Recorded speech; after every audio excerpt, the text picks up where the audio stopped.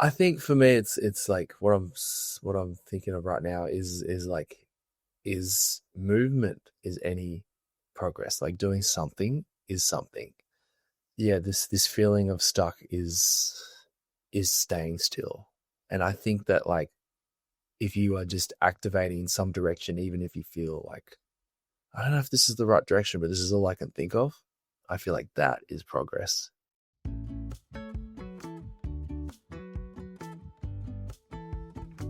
Hey, I'm Whitney. And I'm Greg, and this is the Unblock Yourself podcast. We personally know what it's like to feel stuck, living on autopilot, checking all the boxes, but wondering, is this really it for me?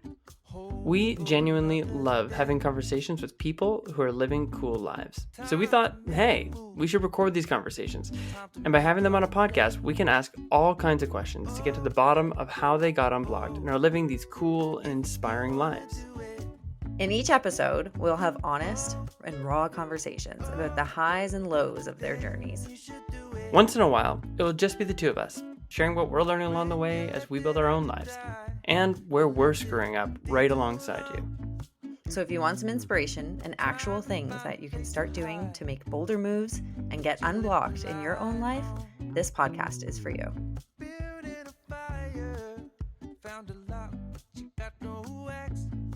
Today, Greg is chatting with Bobby Alu, an Australian singer, songwriter, and musician who's built a life around rhythm, movement, and staying in flow.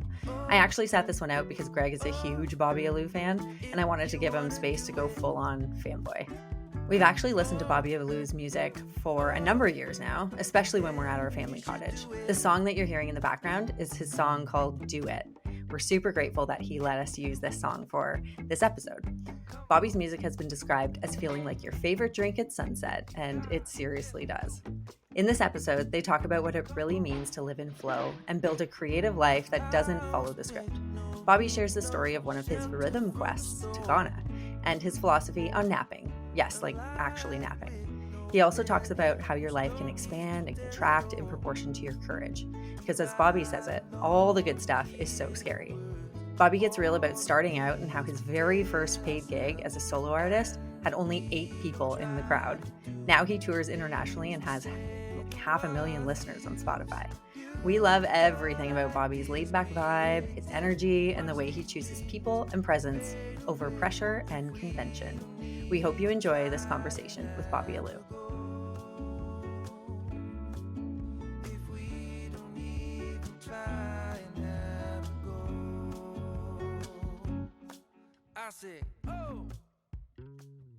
Thank you for joining. Before we dig in, I had 2 young guys that were like pretty excited about the fact that I was going to be talking to Bobby Alu. So do you mind if they say a quick hello to you? Not at all. Not at all. You did the golf ball for this guy. I remember the golf ball. Yep. Yeah. Well, you can say hi. Hi. Hey. And this is Maxwell.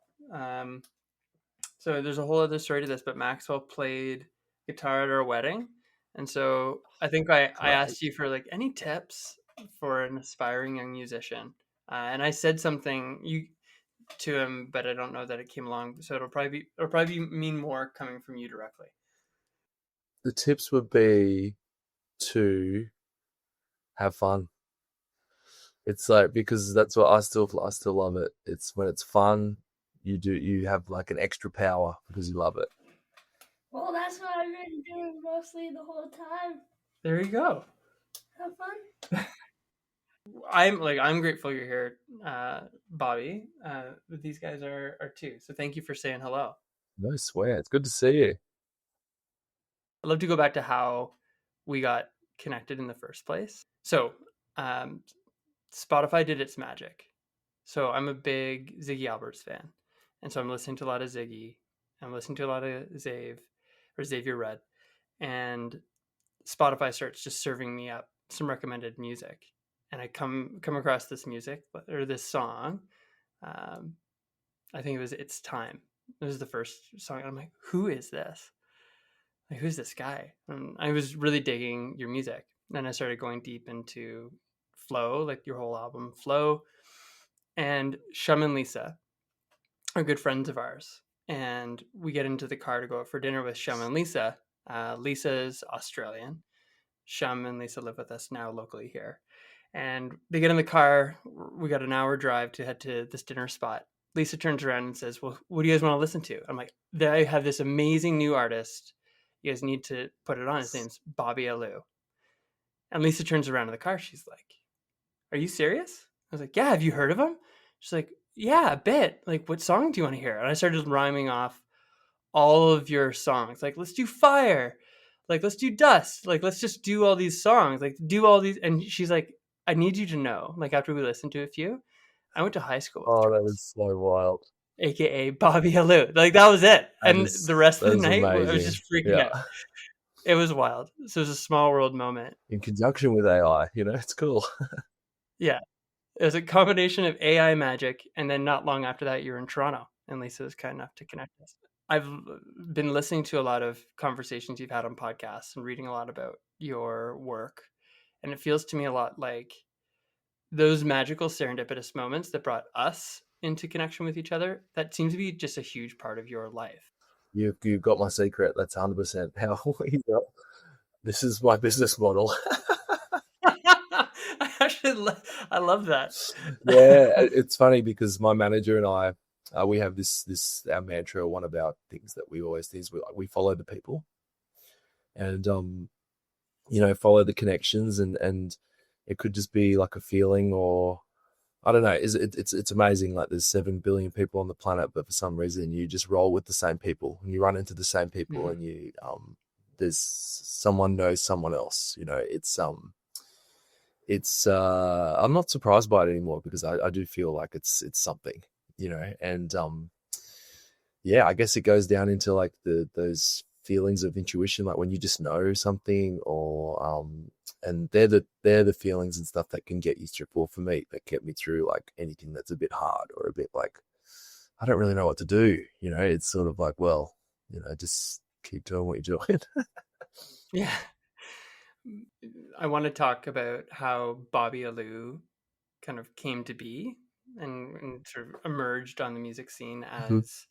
um, as you are, and that sort of version of yourself is today. But before we get into some of the story that brought you there, would love just to hear maybe a bit of context on like who is Bobby Alu and where's that name from, and if you were to describe Bobby Alu and what Bobby Alu is and who he is, like what's his vibe for music listeners? Yeah. Well, he makes music. That's he makes music that's about being together and being present and being um having your favorite drink at sunset with your favorite people, that kind of thing, you I know. like that. And yeah, it's basically it's just an extension of like this musical journey that I've been lucky to be on so far. And it started pretty young, but I think I was unaware that it would be how I'd walk through life. However, now looking back at everything that's happened, I'm like, actually, yeah, this is exactly what I'm supposed to do. It's even just that my mum is from Samoa, Yeah. and I have 64 first cousins. Basically, mum's one of 10, and of all those cousins, like I'm the only one that plays music. Yet they're all musical. Well, I guess I'm the only one that travels with it. Everyone sings and plays, but just the fact that my mum married an Australian and I was born in Australia, and I was, fortunate to grow up on the Gold Coast with Lisa. Um, that I had just more opportunities to be inspired by other forms of music and collaborate with lots of different musicians. So, um, just little things like that. Yeah, like they just feel as if I was always here to play music. Well, I think there's something to this though that I'm intrigued by, because I think there's a lot of people that have something that is just part of who they are. It's maybe something that they love, and so in this case music for you, but you've transitioned that from, I mean, it's part of your culture, it's part of your family, it's just part of who you are, having learned more about even especially that Samoan heritage that you bring, but you've made it a career, and you still seem to love music. Like you've been able to bridge that gap from something that's personal and just part of who you are, but you've made it your life. And I think a lot of people don't bridge that gap, or maybe they fall out of love with that thing. I mean, I guess simplest question, I don't want to make assumptions. So do you love making music and playing music? And then how do you keep that love? Yeah, it's a really good question. I think in the past I've just had to make some changes or just sort of pivot in a way. You know, I do feel like sometimes art, you have to protect it, and protect it means by doing it more or doing it less. And at the moment I'm doing it a lot, and I love it, which is great, but I feel that, yeah, I'm always just checking in, trying to be aware of what's going on, and what's really kind of feeding all this energy. Interesting about this idea of doing it more or doing it less. I'm still learning how to know. Like, oh, I need to just like I feel like I should keep writing or I should keep speaking or should keep teaching, but I don't know whether it's time for me to step back or to lean back in and just force myself to do more. Is it so? How have you learned when to do one or the other? Yeah, what you say is so true, in that, you know, I feel like I should be doing this more, so I'll just push myself through it. And it's the same concept really with this, you know, there's something telling me that I need a break. What does that look like? I was like, well, let's just give it a shot. Let's just not do anything for a week. Yeah, there is this thing of less, and I'm with my band at the moment, and we have this thing, we call it DJ Les, and it's like DJ Les is more, you know. And so if there's like a song that we're working on and someone's doing something, like, oh, I think we need DJ Les, you know, just a bit less of this. And it's you know, like there's something that I've started doing over summer in Australia, which started as like, I'm so exhausted, I need a break. And that was like, I took November off. This past November? No, this was like a few years ago. And then for some reason there was a miscommunication with my manager, and we didn't book anything for December. So I accidentally had November and December off. And it was the best thing that could have happened. And I was so amazed at, like, just in cool. Australia, that time of year is very, because it's for us, it's summer. We're on the other side. So, you know, people, kids are going off on holidays. Yeah. It's the end of year work parties. It's like, it's the stress of the year that's all compounding and like funneling into this point. And then it's Christmas, and Christmas for us is hot, and it's crazy, and it's stressful, and everyone's just in this, like, everyone's just so lit and stressed, and not me. I was just cruising and catching up with friends and, like, you know, getting that summer inspiration. And so since then, I take as much as I can. I've been taking, like, last year I took December and January off, 2 months over summer, and it's just a new thing that has come in by accident. But it's like, wow, I know I really need this. This goes back to your advice on business models. Let spontaneity guide your guide your business model. I love that. Ash Grunwald, you were on a podcast with him a number of years ago, and I think he got to the end, and I'm going to ask you a similar question at some point. But it's like, what's one piece of advice you give? And I think your answer was like to learn how to nap. It was such a great anecdote, and I'm sorry to ask you to maybe reshare your philosophy on naps and napping. But it lines up so nicely with what you just said that I feel like I have to get that from you. Like, honestly, it's just this recharge, this feeling of recharge, and it is so. I think the big part of it is two massive parts are, like, being grateful that you've taken a rest.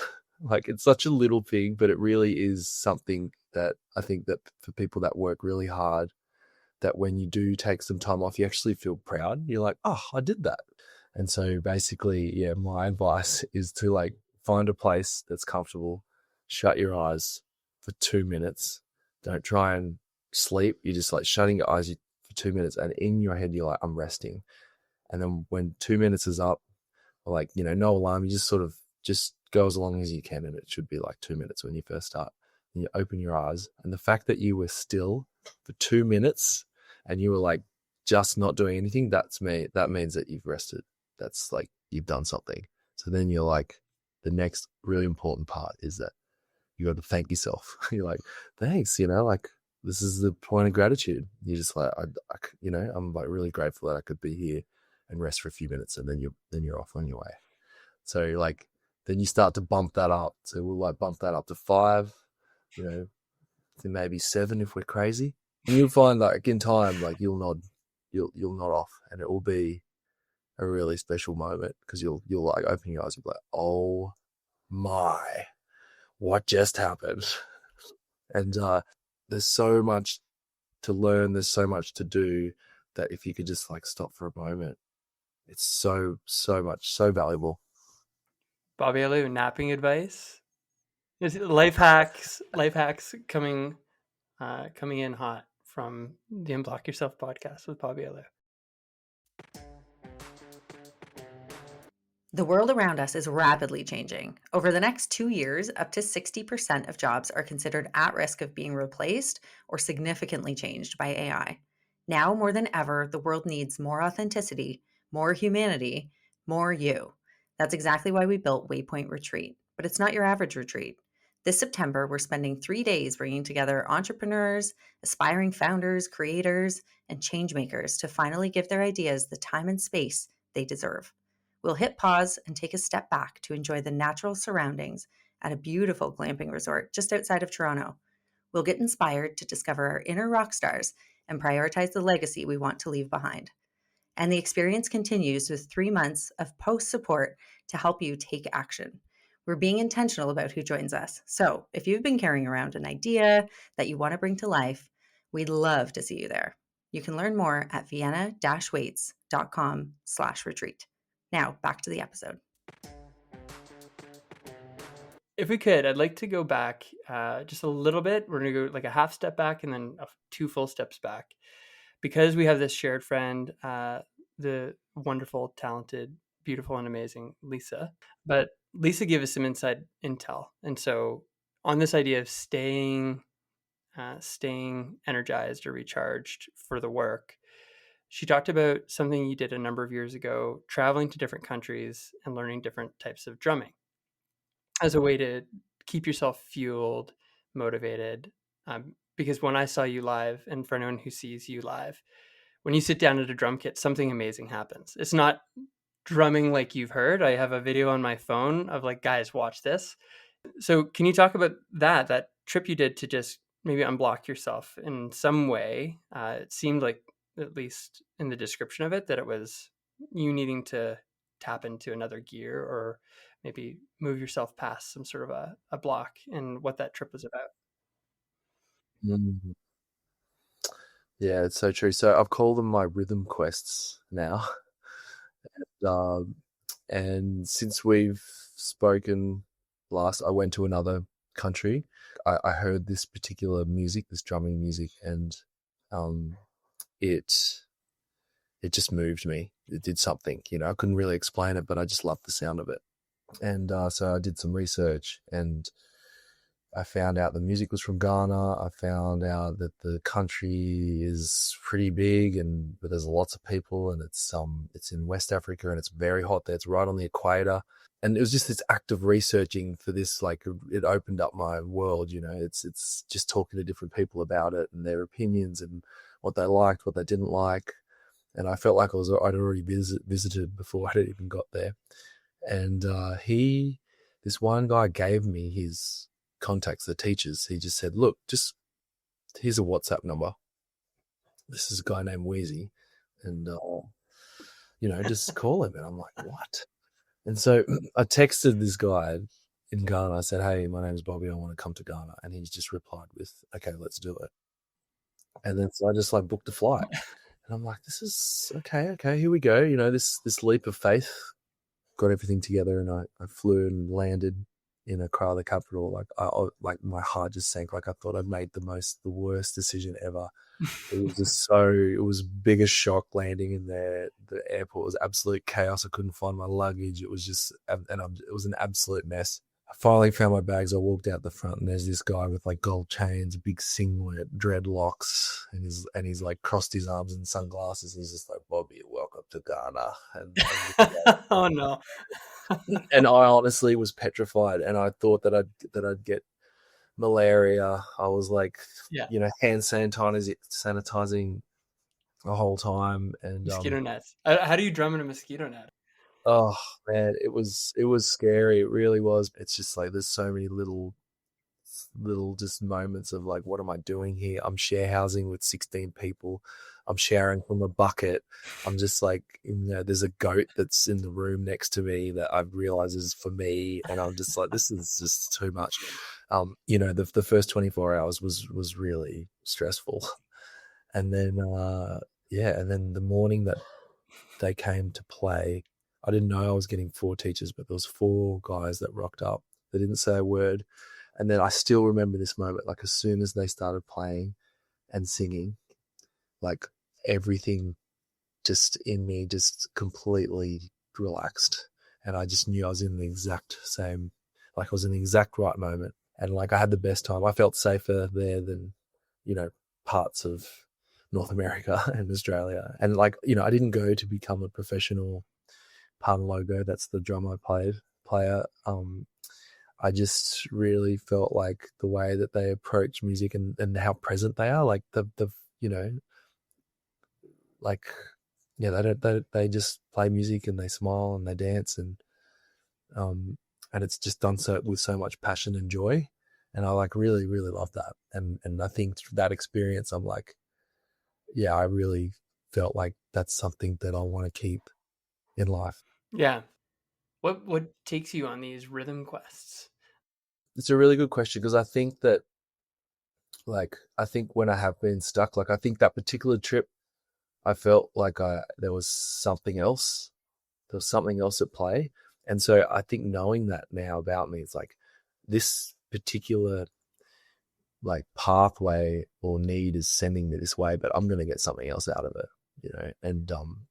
and like, I think knowing that now is like, now I have almost like more confidence just to thrust myself into really interesting situations, because I'm like, oh, well, something's going to happen. So now actually, and I anticipate the stuckness, because I know and feel that in order to be in flow, you have to be stuck.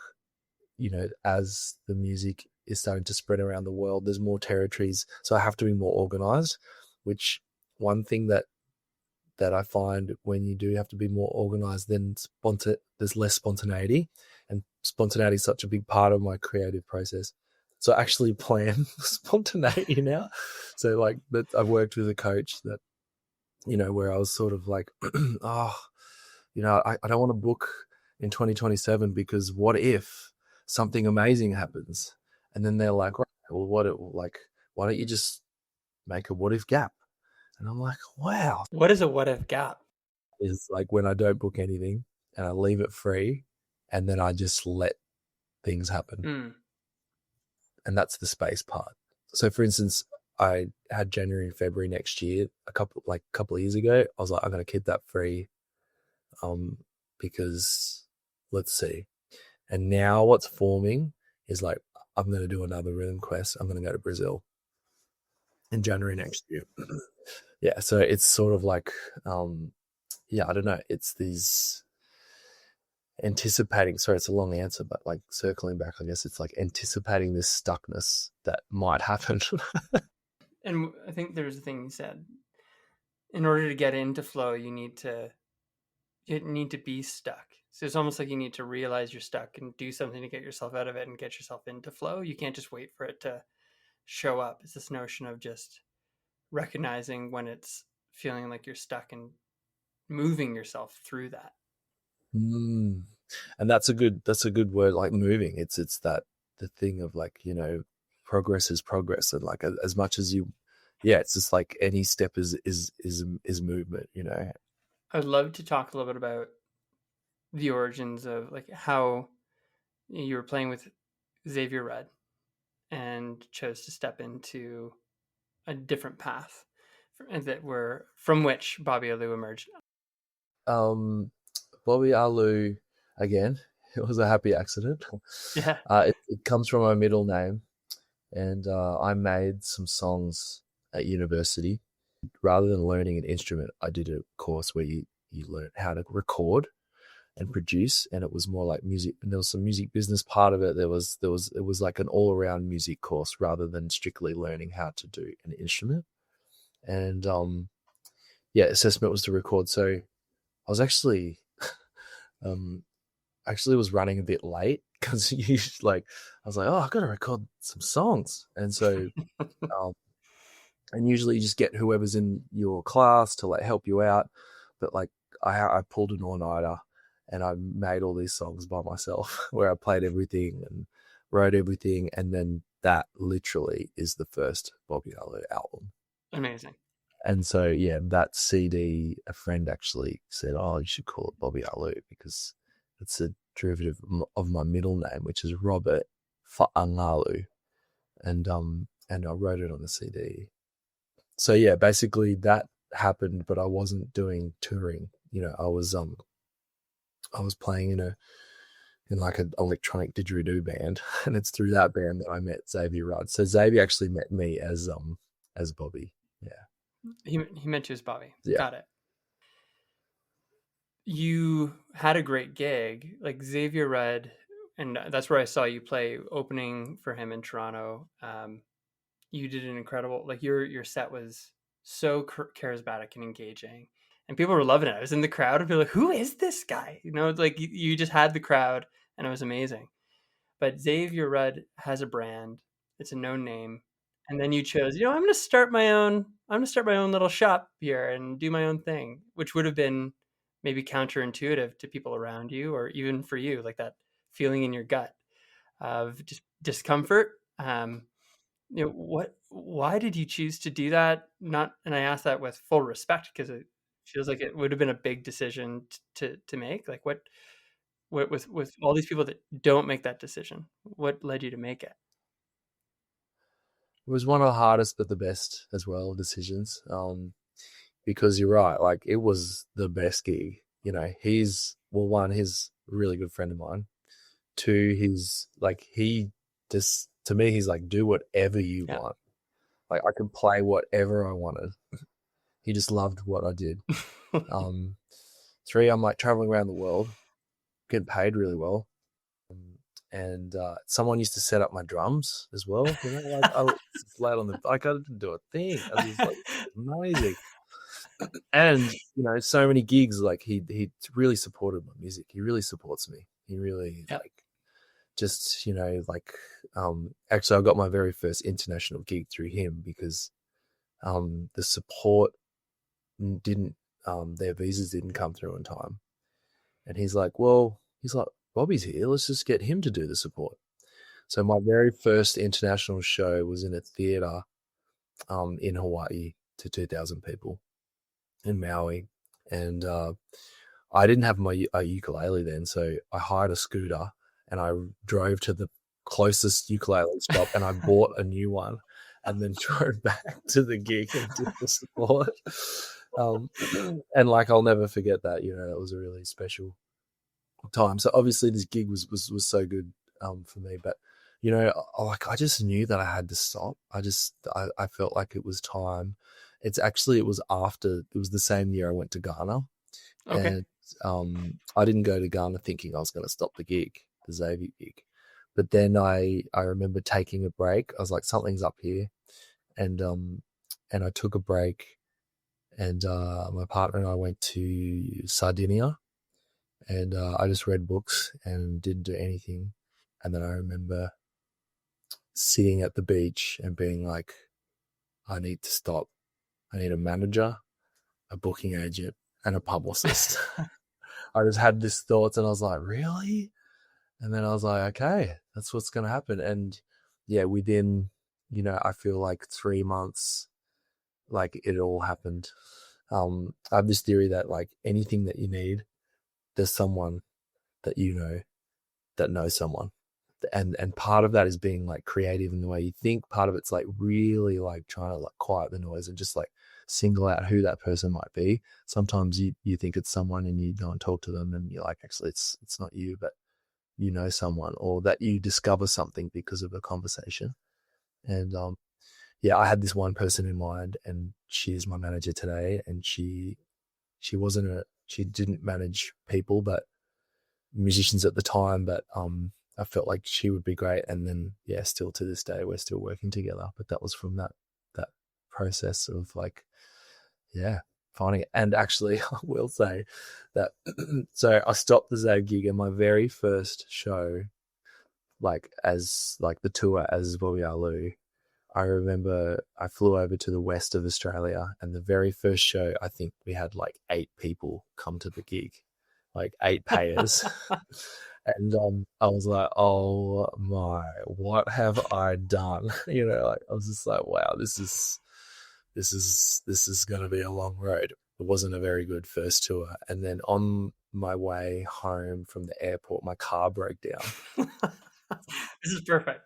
And waiting for the tow truck to get me, and the tow truck picked me up at like 2:30 in the morning, and the closest house was my parents' house. So I got towed to my parents' house, and I was back at like 3:30, 4 a.m. I was back in my old bed, like feet sticking out the end, just in my old room, just going like, oh my, what is even happening right now?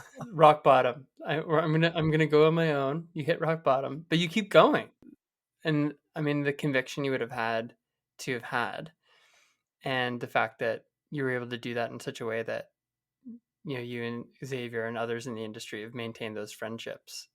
I think so many people, and people that we talk to and people who listen to this podcast, have something that they're carrying around that they feel like they want to do. But whatever it was that you had inside of you to choose to take that step, I think a lot of people don't necessarily make that choice. Yeah. What's that? There's this saying on my fridge, which is life expands and contracts in proportion to one's courage. Mm. And like I think all the good stuff is so scary. Well, and getting comfortable, I guess. You talked about that feeling and that discomfort in your stomach in Ghana that you had to sit with, and you've learned to push through, and you know that there's good on the other side of that feeling. And I think that's huge for people to, I think, hear. Like, you're a musician, and seeing you on stage, Bobby, it's like you're at home up there, so nobody thinks that you got anything but it figured out. And so hearing that, I think, is it's a gift, actually, just to have that perspective from the other side of the stage. Yeah. Oh man, it's a journey, isn't it? We're living life here, brother. Yeah, totally. So I'm curious if, as you've progressed through your music career and you've seen friends that you went to high school with and college, university, whatever, and have progressed in the world, and they're buying the house and they're starting the family or moving up the corporate ladder or whatever, and you're investing in the musical career, which feels like an unconventional path, and it's so deeply connected to this passion that you have. Do you ever feel like, what the hell am I doing? Like, do you ever question the path? I don't know if that's imposter syndrome, perhaps. Yeah, it does. And I actually think that if it's not showing up, then I think there's something off. I feel like it has to show up. Like in the moment when I'm like literally going, what am I doing? Like that moment is like, it is literally, what am I doing? It's a mirror. It's just like, yeah, what are you doing? Like, and like you have to double down, it's like that, I think it's funny, like when people say like, oh, you got to take the leap of faith, it's like the just jumping out into the abyss. I'm like, the jumping's the easy part. It's the free falling, which is like, which is a struggle, you're just like falling and you're like, but yeah. And I think like, I get it all the time. there's lots of real time action happening, but there's lots of anticipation for me too. I feel like I know I'm going to be really tired, for the next 3 months. So I'm going to make sure that I did a meditation course, because I'm like, I need some other tools here because I need some other things to help fuel whatever's going to happen. And, and then, so this practice of this Vedic meditation that I learn about is, it's very my style. This meditation's like the whole thing is like to do nothing. You've got to you just let all the thoughts come, and you just let them come and let them go, good or bad. And you're in that state, and I'm like, oh man, this is perfect. So I really think in those low times of what am I doing? I'm exhausted, I'm hungry, I'm in a random place that I'm not sure I will ever come again, and I'm just just let the thoughts come, just let them come, let them go. We're doing this, and I've been on a bit of a roll the last month. I went to we came to California with my band. We did a weekend of shows, and then I flew to Switzerland for a week, and I did some shows in Switzerland. And one of the shows was in a restaurant. It was in the Alps, and I'm sort of getting there. I'm really questioning. I'm like, okay, what's happening here? And I think that sometimes, I've asked for careful what you wish for. I've asked for this adventurous life. I've asked for these moments of inspiration and to be able to share music. And this music has taken me to the Alps. And so, the gig was cool. I really enjoyed it. It was, it wasn't your usual massive stage. But then towards the end of the gig, the people that were there were everything I want in life. They were a community that grow their own food together. They moved away from the city to live in the Alps. They're really, really special people that are wholesome and wonderful. And I'm like, these are my people. These are people that I am inspired by and enjoy. And then I went to bed that night, and it was dark, and I stayed in this B&B somewhere. And then in the morning, when the light shone in, there was literally I was staying the Alps all through the window. It was the most beautiful setting. I was just I was in a movie, and it was just one of the most beautiful things I've ever seen. And I was just staying there. I had no idea. And I think those moments, they come when you least expect it. Yeah, it's full circle. There's security and there's safety and reliability in a conventional path, but you're not going to wake up in the Alps with a beautiful view and find your people without venturing into the unknown and putting yourself into an uncomfortable position. Yeah, it's inspiring. It's inspiring to think about what could be on the other side of that leap. But I think your point is also well taken. It's not the leap; it's the free fall. Yeah. You've already given great advice on napping, which is definitely critical for any listener. We've got some great and helpful wisdom on the other side of that leap. But if somebody maybe is listening to this and they're like, okay, I've got this thing, maybe I'm thinking about taking the leap, what advice would you give them? And would be part one of the question. And part two is there any book or podcast that you would recommend that they check out?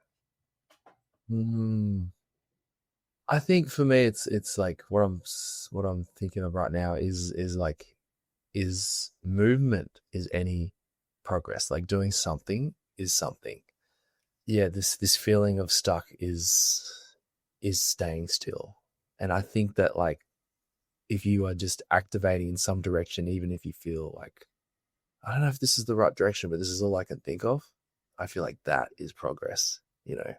That is it. That is the journey, and that's the path. And I still feel small scale, big scale, it's the same thing. And I feel I still do that. I will always do that, where it's I'm not really sure, but I'm just gonna go to the Alps right now.